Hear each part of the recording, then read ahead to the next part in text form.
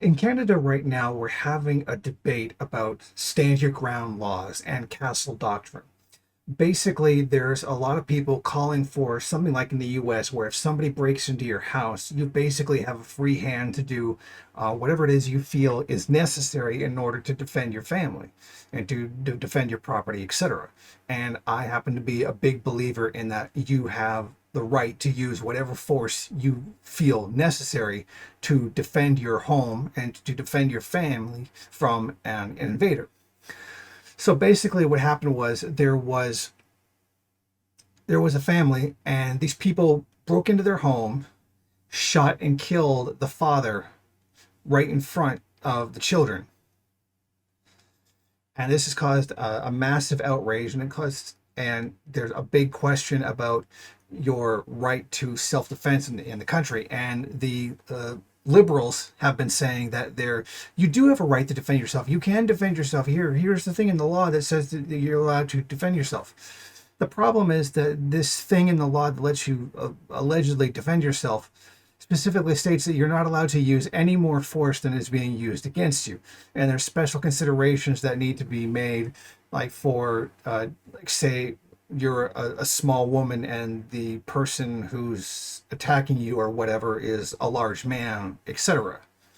And all things being equal, you can't use any more force than is being used against you, which means if somebody's trying to trespass into your home where your family is, you're not allowed to do anything more than stand in their way. That's it. You're literally just an obstacle, or that's it. And funny, considering that we're basically not allowed to own guns in Canada. And even worse, a bigger sin is using guns to defend yourself in Canada from armed intruders who have guns. There's 9 considerations that need to be made under the law to what constitutes self-defense. And a person whose home is being invaded in the middle of the night in an emergency situation has to sit down and think about these 9 fucking considerations before they think about defending their family. It's kind of really goddamn ridiculous. Now, I noticed something very important here, that the people saying that you shouldn't, that don't worry, you do have the right to defend yourself and you have to go through these 9 considerations. A lot of the people saying it, a lot of the people in power are people with guns, politicians who already have armed security, who feel that you don't need a gun to defend yourself, who have armed security protecting them and their families. And many of the rich elite, many of them liberal, many hardly any conservative, but basically all liberal, who have private security watching their families who are armed, telling you that you don't need a gun to defend your family and you don't need any kind of means to defend yourself from someone breaking into your home. And then you've got the police telling you you don't need a gun, or you don't need any kind of, castle doctrine or anything like that to defend your home from an invasion. Again, an armed person who takes their gun home with them at night and who is allowed to use that gun, telling you that you don't need one. So let me get this straight.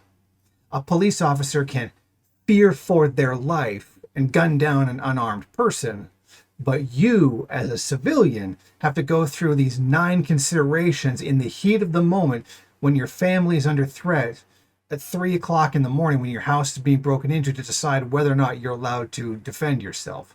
So that's basically how that works.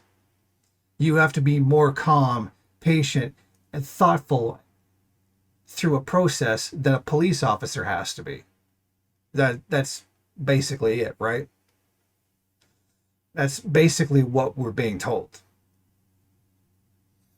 So, in other words, what it is that we're being told, that we're not allowed to use Castle Doctrine, or we shouldn't be allowed to have Castle Doctrine, we shouldn't be allowed to have stand your ground laws, etc., to defend yourself, like specifically for defending your home from invasion, in which home invasions are actually increasing in many parts of the country, particularly in the surrounding Toronto area. They're increasing. There's video of them coming out more every day, armed intruders. And of course, we're not allowed to be armed, but we made law against guns to make sure guns don't get out. You know, the criminals still have them, but the people who are law-abiding citizens don't have them to defend themselves from people who have guns, right? So, Castle Doctrine now. People have every right to use whatever means they feel necessary to defend their home from invaders, even if that means using lethal force. I do believe that if you break into my house in the middle of the night, threaten my family, I've got every right to shoot you dead, even if you don't have a gun. Once you put my family in danger, that's it. Your life is forfeit. And that's the way it should be. And I think that is a really fair way of putting it. And that's the kind of laws that should be in place. Thank you for watching. If you like this program, then please head over to my Patreon page and set up a monthly donation. It's your donations that keep this program running. Also, if you would like, please rate, comment, subscribe, and share in various social media.